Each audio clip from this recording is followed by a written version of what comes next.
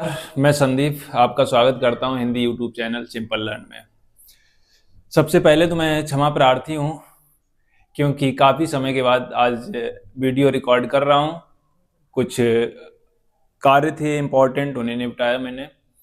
तो अब फिर से जो है लय में आते हुए हम लोग रेगुलर वीडियो बनाएंगे, रेगुलर आपके पास आते रहेंगे। कोई ना कोई टॉपिक आपके पास आएगा क्रम से, ठीक है। तो लास्ट वीडियो में हम लोगों ने पढ़ा था वाष्प दाब का अपेक्षिक अपनमन, उससे संबंधित फॉर्मूला भी हम लोगों ने बनाया था कि P naught A minus P T divide by P naught A equal to तनु विलयनों के लिए small N divide by N, small N divide by capital N. ये फॉर्मूला बनाया था राउल्ट के नियम से जहां पर हम लोगों ने देखा था कि जो पी नॉट था, पी नॉट ए शुद्ध अवस्था में, कह सकते हैं शुद्ध अवस्था में विलायक का वाष्प दाब था, या यूं लिख लीजिएगा शुद्ध विलायक का शुद्ध वाष्प दाब, विलायक का शुद्ध वाष्प दाब, ठीक है ना, ये पढ़ा था। और पीटी जो था, पीटी था आपका विलयन का वाष्प दाब। किसका? विलयन का, विलयन का वाष्प दाब, वेपर प्रेशर ऑफ सॉल्यूशन, ठीक है ना। और यहां पर स्मॉल एन जो था वो विलेय के मोलों की संख्या दिखाता है, विलेय के मोलों की संख्या। और कैपिटल एन जो था वो विलायक के मोलों की संख्या, विलायक के मोलों की संख्या, ठीक है ना। और हम लोगों ने पढ़ा था कि जो विलेय के मोलों की संख्या को निकालते हैं, तो जिस पदार्थ का विलेय या विलायक जिसका भी हमें मोलों की संख्या निकालनी होती है, तो उसके लिए हम करते हैं उस पदार्थ का भार डिवाइड बाई उस पदार्थ का अणुभार, ठीक है ना। तो इसके लिए फॉर्मूला इस तरीके से लिख सकते थे, चूंकि small n equal to small n मोलों की संख्या, स्मॉल एन इक्वल टू आपका हो जाएगा विलेय का भार, वेट ऑफ सॉल्यूट, विलेय का भार डिवाइड बाई विलेय का अणुभार या मोलर द्रव्यमान कह सकते हैं, ठीक है ना, विलेय का अणुभार, मॉलिक्यूलर वेट ऑफ सॉल्यूट, इस तरीके से रख सकते हैं। और अगर विलायक का कर रहे हैं कैपिटल एन इक्वल टू हो जाएगा विलायक का भार, विलायक का भार डिवाइड बाई विलायक का अणुभार, ठीक है ना। तो हमारा फॉर्मूला क्या बना था जाकर के, और हम शॉर्ट टर्म में अगर लिखें विलायक के भार को हम स्मॉल डब्ल्यू से, विलेय के भार को हम स्मॉल डब्ल्यू से, और विलेय का अणुभार को हम स्मॉल एम से अगर रिप्रेजेंट करते हैं, तो विलायक का भार जो होगा उसे हम कैपिटल डब्ल्यू से दिखाएंगे। मैंने आपको बताया था जो क्वांटिटी में अधिक होता है उसे हम कैपिटल लेटर में दर्शा देते हैं, और जो क्वांटिटी में कम होता है उसे हम स्मॉल लेटर से दिखा देते हैं, ठीक। या यूं कर लीजिएगा कि अगर कोई विलेय को हमने ए माना है, ए नाम दिया है विलेय को, तो विलायक को हम क्या दे दें? बी दे दें। तो वहां पर हो जाएगा W A divide by M A विलायक के लिए, W B divide by M B, ठीक है ना। हाँ, तो हम लिखे दे रहे हैं कैपिटल एम। इन वैल्यूज को, इन मानों को हम किस में रख दें? इस फॉर्मूला में रख दें। तो देखो क्या बनेगा जाकर के, P naught A minus P T divide by P naught ए। ये था वाष्प दाब का अपेक्षिक अवनमन, यही निकल गया था। वाष्प दाब का जो अपेक्षिक अवनमन होता है वो क्या होता है? वो ये होता है P naught A minus P T divide by P naught ए। और ये किसके बराबर होता है? हम लोगों ने पढ़ा था कि मोल प्रभाज के बराबर होता है, ठीक है ना। मोल प्रभाज क्या था आपका? जाय था। जाय इक्वल टू क्या होता है? फॉर्मूला हम लोगों ने मोल फ्रैक्शन वाले में पढ़ा था, ठीक है ना। तो वहीं से निकल के आया था। तो हम इसे कर सकते हैं, एन की वैल्यू अगर हम रखेंगे तो small W divide by small M, N small N की अगर मान को रखेंगे तो ये आएगा डब्ल्यू बाई एम, तो वही हमने रख दिया डब्ल्यू बाई एम अपॉन ये रहा कैपिटल डब्ल्यू की वैल्यू रख दें, कैपिटल एन की वैल्यू रखेंगे तो capital W divide by capital M हो जाएगा। हमें पता है गणित के नियमानुसार जब इस तरीके से भाग होता है तो हम पास का पास और दूर का दूर से गुणा कर देते हैं। तो हमारा बनेगा जाकर के क्या, small W multiply capital M divide by small M into capital W, ठीक है ना। तो ये फॉर्मूला हम लोगों का बना था जाकर के डिवाइड बाई पी नॉट ए, ये बना था। और किसी भी अवाष्पशील विलेय पदार्थ का अगर अणुभार ज्ञात करना हो, यह भी बताया था कि किसी भी अवाष्पशील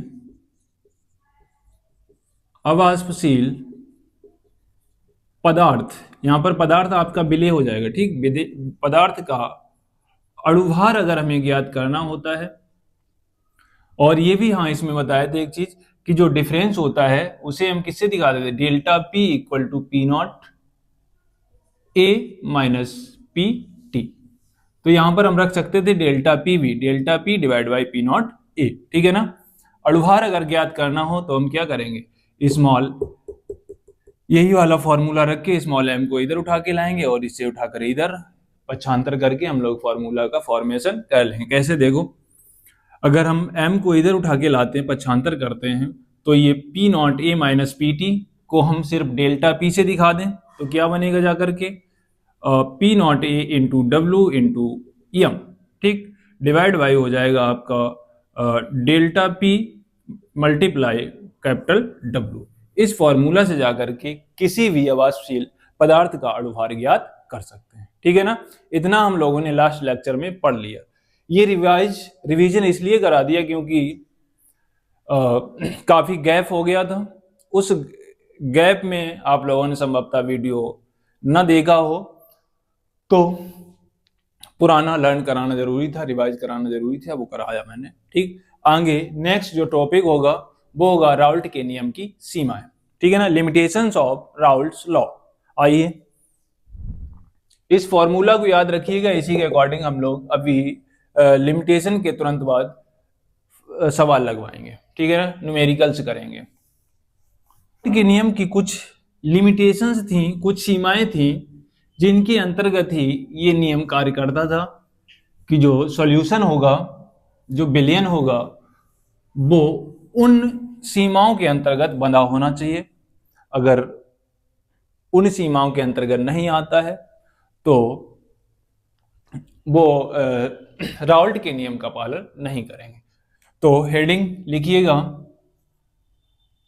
राउल्ट के नियम की सीमाएं। राउल्ट के नियम की सीमाएं इंग्लिश में लिखना चाहो लिख लो, लिमिटेशंस ऑफ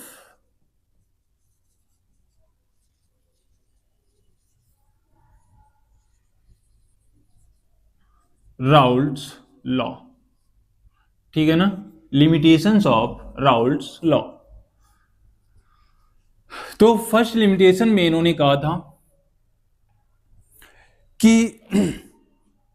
यह नियम केवल, यानी कि जो राउल्ट का नियम है वो केवल तनु विलयनों पर ही लागू होता है। तनु विलयन का मतलब जिस विलयन में विलय की क्वांटिटी बहुत कम होती है, नगण्य मान सकते हो, ठीक है ना।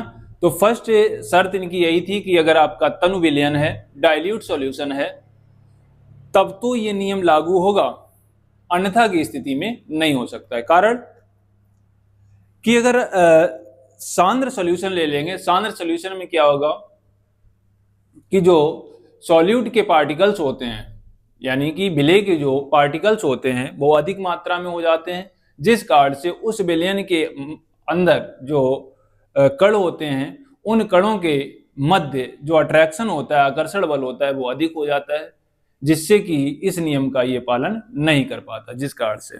ठीक है ना। तो सबसे फर्स्ट शर्त यही है कि इस नियम के लिए लिख लीजिएगा, यह नियम यह नियम यह नियम केवल तनु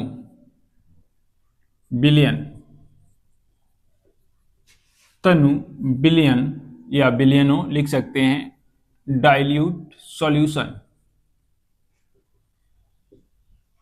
पर लागू होता है। विलयनों के लिए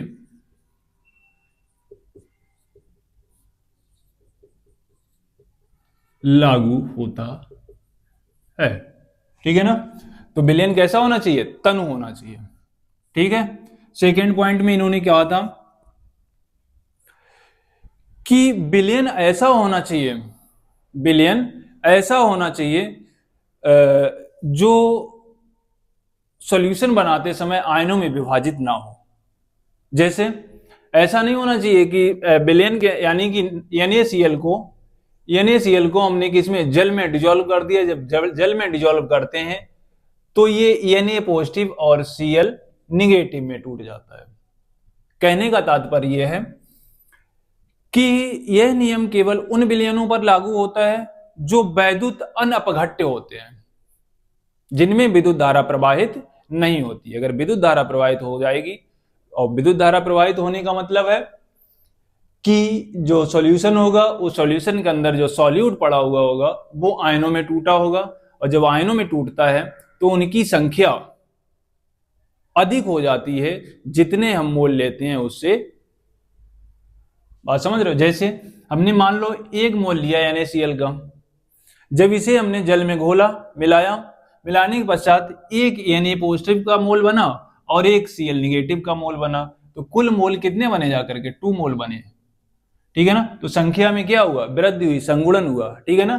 तो इस प्रकार के किसी भी जो सॉल्यूट होगा उस पर, उससे बने हुए विलयन पर यह नियम लागू नहीं हो सकता है। तो आइए लिखते हैं, यह नियम केवल वैद्युत अनपघट्य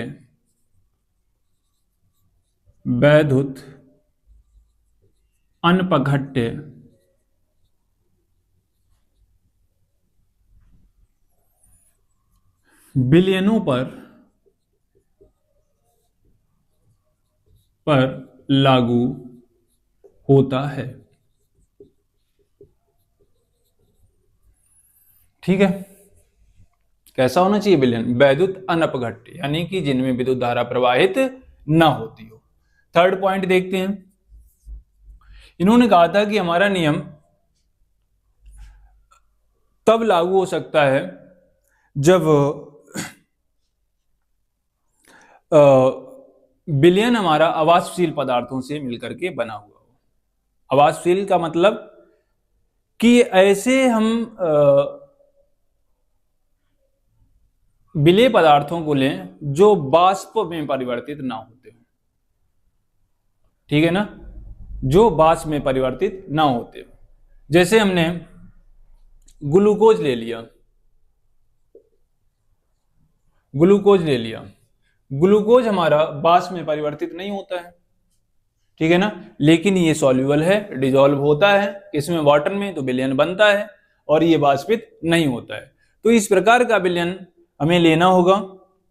हमारा नियम सिर्फ उसी, राउल्ट का कहना है कि हमारा नियम सिर्फ उसी प्रकार के विलयन पर लागू होगा जिसमें जो विलेय होगा वो आपका कैसा होगा? अवाष्पशील होगा। अगर वाष्पित होगा तो कोई मतलब नहीं रहेगा। ठीक है ना। तो लिख ले तीसरा, यह नियम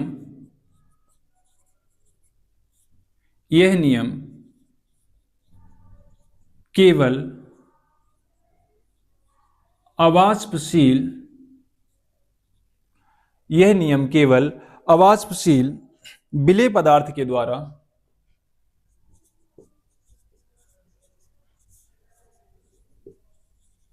विलेय पदार्थ के द्वारा, यह नियम केवल अवाष्पशील विलेय पदार्थ के द्वारा निर्मित विलयन पर लागू होता है, विलयन पर लागू होता है। ठीक है ना, ये इनके 3 नियम थे। और चौथा जो नियम इन्होंने दिया था ये भी इंपॉर्टेंट था। पहला तो यही दिया था, तनु विलयन होना चाहिए। दूसरा, वैद्युत अपघट्ट विलयन होना चाहिए। तीसरा, अवाष्पशील विलेय के द्वारा बना हुआ विलयन होना चाहिए। और चौथा नियम इन्होंने दिया था, शर्त दी थी कि यह नियम तभी लागू हो सकता है, हमारा नियम तभी लागू हो सकता है कि जहां पर यह विलयन हो उसका ताप, उस विलयन का ताप कैसा होना चाहिए? स्थिर होना चाहिए। जो विलयन निर्मित है उसका टेम्परेचर कैसा होना चाहिए? स्थिर होना चाहिए। यानी कि ऐसा ना हो कि टेम्परेचर बढ़े, टेम्परेचर घटे। अगर 20 डिग्री सेल्सियस टेम्परेचर है उस विलयन का, तो 20 डिग्री सेल्सियस ही टेम्परेचर रहना चाहिए। अगर टेम्परेचर कम ज्यादा होगा तो उस पर यह नियम लागू नहीं हो सकता है। तो लिख लीजिएगा चौथा पॉइंट, यह नियम स्थिर ताप पर लागू होता है, स्थिर ताप पर लागू होता है। विलयन का जो ताप होना चाहिए वो कैसा होना चाहिए? स्थिर होना चाहिए। अगर परिवर्तन होगा तो वाष्प दाब भी परिवर्तित होगी। ठीक है ना, कहने का तात्पर्य है कि अगर टेम्परेचर उस विलयन का बढ़ाएंगे, अगर विलयन का टेम्परेचर बढ़ेगा तो वाष्प दाब भी बढ़ेगा, क्योंकि जितना विलयन पर टेम्परेचर बढ़ेगा उतना ही उसमें जो वाष्पशील पदार्थ होगा वो अधिक वाष्पित होगा। तो हमारे लिए समस्या क्रिएट हो सकती है। अगर कम ताप रखेंगे तो वाष्पित कम होगा, तब भी समस्या क्रिएट हो सकती है। तो टेम्परेचर को कैसा रखना चाहिए? स्थिर रखना चाहिए, अगर हमारे नियम का फॉलो करना है तो। और जो फॉर्मूला दिया है वो फॉर्मूला इन्हीं 4 शर्तों के साथ में लागू होता है। ठीक है ना, आज के टॉपिक में यही रखते हैं। कल के टॉपिक में हम लोग इससे संबंधित जो न्यूमेरिकल्स होंगे वो लोग करेंगे, वो सारे करेंगे और अच्छे समझेंगे, एक एक बारीकी समझेंगे, बड़ा अच्छे से क्वेश्चन की बात को समझ के उसके बाद सॉल्व करेंगे। ठीक है, थैंक यू।